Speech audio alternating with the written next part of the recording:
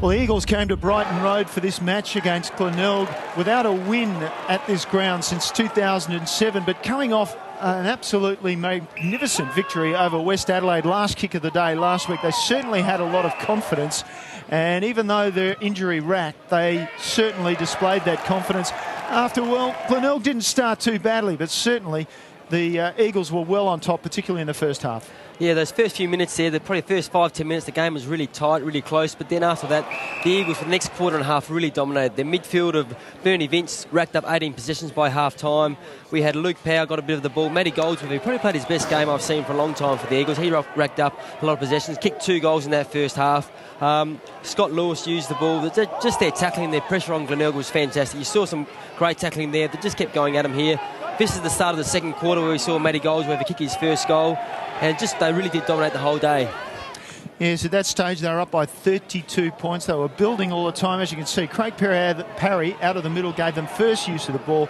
Bernie Vince, bang, and he kicked 2 goals, one at the 11-minute mark and one at the 12-minute mark of the second quarter. They were out by a game-high 46 points at that stage, and they just were able to sweep the ball forward regularly for that lead at half-time. Third quarter, more of the same early on, as you see there with Remington kicking the goal. But certainly after that, the Bays came back into the match. And in the last quarter, they did outscore the Eagles, who have a reputation of not quite finishing things off. Yeah, and Glenelg have got that reputation of coming from behind and really dominating the game. They didn't quite do it today. They did have a few late goals to win the quarter, but just weren't quite good enough in the end. No doubt about that. It was 26 points at quarter time.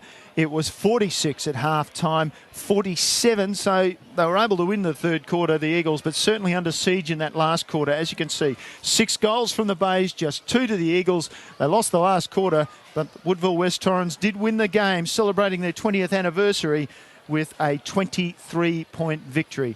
The game stats look like this. Yeah, the stats really don't show the way the game worked. A very, very close game there, right throughout there.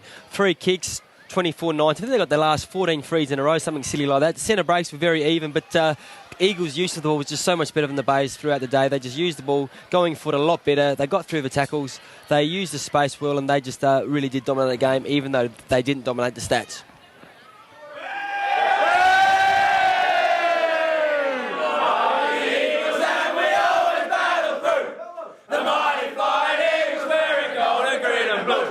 Sound the sign, turn us loose, so watch the